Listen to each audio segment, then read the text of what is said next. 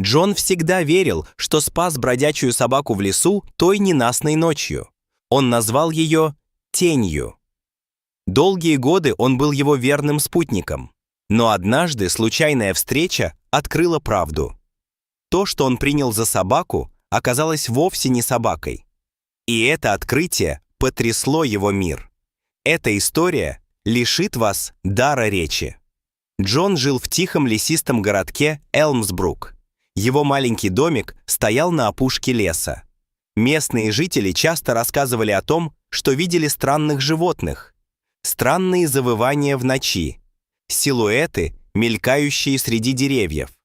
Но Джон не обращал на них внимания.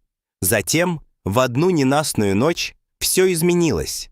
Дождь был яростным, он хлестал по окнам, а ветер завывал, как хор заблудших душ.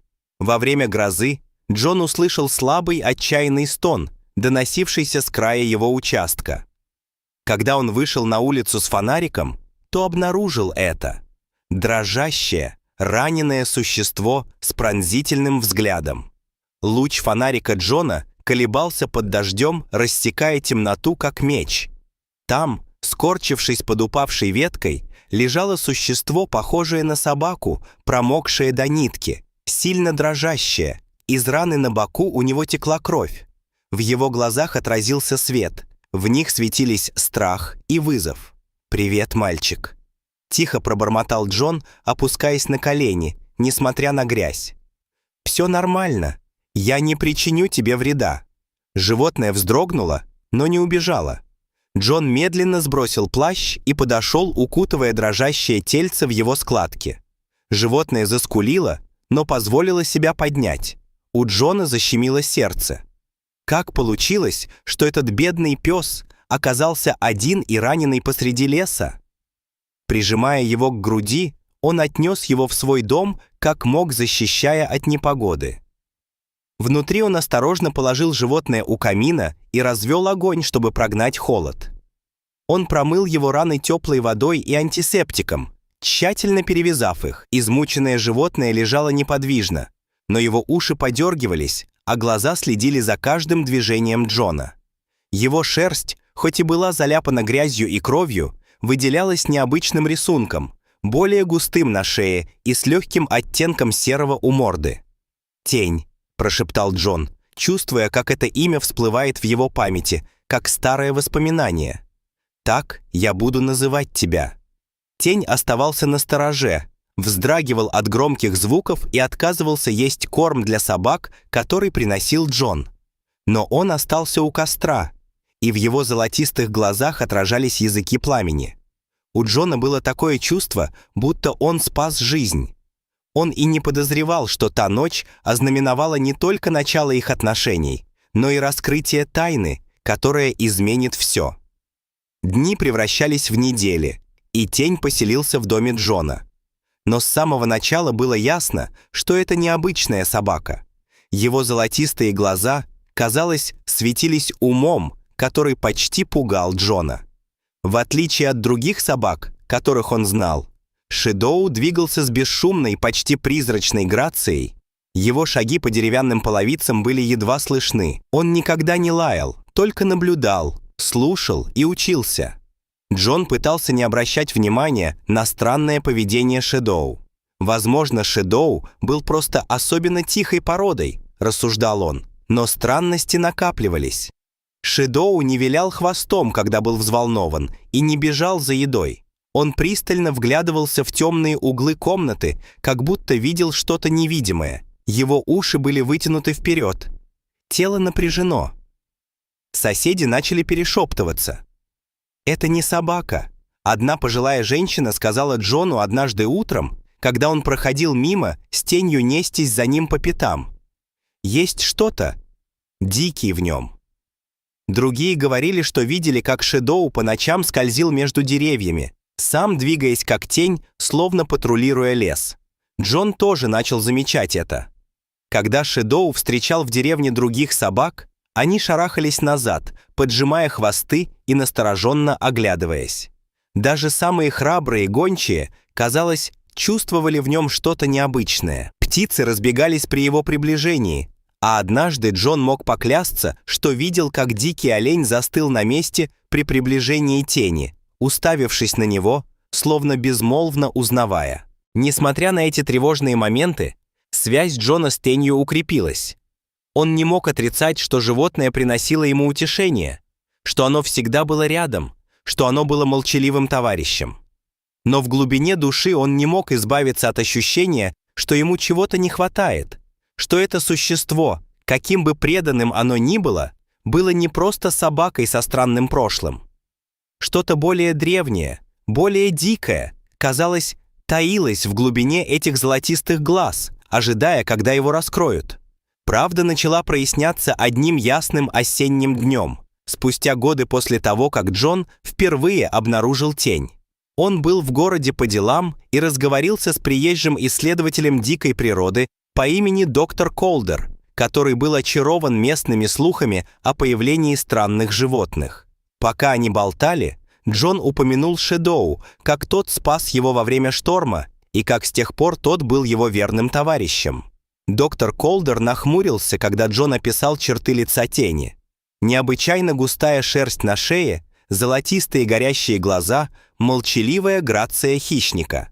«Это не похоже ни на одну домашнюю собаку, которую я знаю», пробормотал он заинтригованный. Он спросил, может ли он увидеть Шэдоу, и Джон согласился, испытывая любопытство, но в то же время беспокойство. В тот вечер доктор Колдер приехал к Джону домой. Когда Шэдоу вышел на свет, он наклонил голову и пристально посмотрел на незнакомца, доктора Колдера. Колдер замер. «Это не собака», – прошептал он. Он присел на корточки, внимательно изучая шерсть и осанку животного. «Это волк или, возможно, гибрид волка и собаки, но чистокровные волки редко так сближаются с людьми». Джон почувствовал, как воздух покидает его легкие. «Волк?» – повторил он прерывающимся голосом. Доктор Колдер серьезно кивнул. «Волк, Джон. Он жил с тобой все эти годы. Это редко, но случается. Иногда волки, особенно раненые или вынужденные переселенцы, могут воздействовать на людей, которые проявляют к ним сострадание. Но не сомневайся, он дикий. Его инстинкты, его природа – это не то, что у домашней собаки». Джон тяжело опустился на стул, глядя на тень, который ответил ему взглядом спокойной, непоколебимой преданности. Волк. Все эти годы он думал, что заботится о собаке. Его разум наполнился воспоминаниями о необычных привычках тени, о его сверхъестественной грации, о шепотках соседей. Теперь все это обрело смысл. Когда Джон осознал это, смесь благоговения и ужаса наполнила грудь Джона. Он не просто спас жизнь в ту бурную ночь. Он неосознанно пригласил дикое существо в свой дом и сердце. Что это значило для тени? И что это значило для него? Джон сидел один в своем тихом доме, мерцающий огонь в камине отбрасывал длинные тени на стены.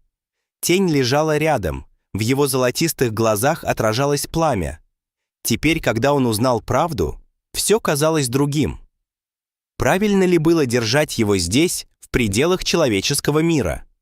На следующее утро доктор Колдер вернулся с представителями местной организации охраны дикой природы.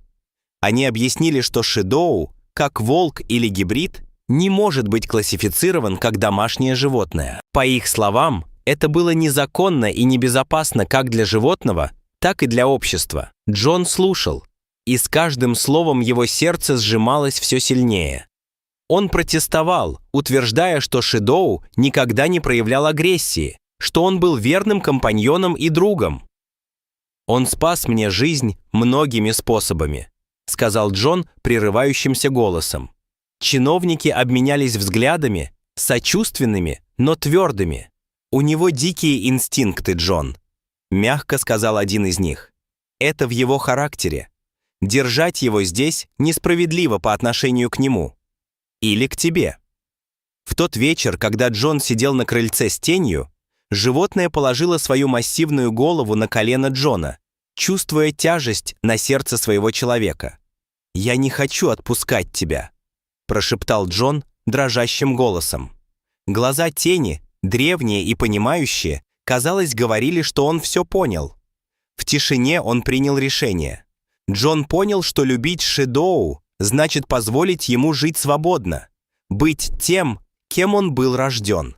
С тяжелым сердцем он приготовился к тому, что, как он знал, должно было произойти, к самому тяжелому прощанию в его жизни. На следующее утро Джон проснулся рано. Тяжесть принятого решения тяжело давила ему на грудь. Тень уже стоял у двери, как будто чувствовал, что этот день будет другим. Джон опустился на колени и обхватил руками толстую шею животного, зарывшись лицом в грубую шерсть. «Я люблю тебя, мальчик», – прошептал он прерывающимся голосом. С помощью представителей охраны дикой природы Джон отвел Шэдоу на опушку леса, к тому месту, где он впервые нашел его много лет назад. Деревья были высокими и молчаливыми. Воздух был наполнен невысказанными прощаниями. Тень замешкался у кромки леса, оглядываясь на Джона. В его золотистых глазах отражалось понимание. «Теперь ты свободен», – тихо сказал Джон, и у него перехватило горло. «Иди. Живи той жизнью, которая тебе предназначена». Долгое мгновение тень стоял неподвижно, словно разрываясь между миром людей и зовом дикой природы. Затем, грациозным прыжком, он исчез за деревьями, его фигура растворилась в тени. Джон еще долго стоял там после того, как тень исчезла. Его сердце болело от потери и гордости. Жители деревни, собравшиеся поодаль, чтобы понаблюдать за прощанием, стояли в тихом почтении. Они восхищались силой Джона, его любовью к существу, которое никогда по-настоящему ему не принадлежало, и глубокой негласной связью, которая их объединяла. И хотя тень исчез, его присутствие ощущалось в шелесте листьев и тишине ветра. В последующие недели и месяцы жизнь Джона постепенно вошла в привычное русло. И все же что-то безвозвратно изменилось. Каждое утро он ловил себя на том, что вглядывается в лес, прислушиваясь к любым признакам присутствия тени. Хотя волк ушел, связь, которая их связывала, все еще пульсировала в его жизни. Тихое, постоянное напоминание о любви, которую они построили в разных мирах.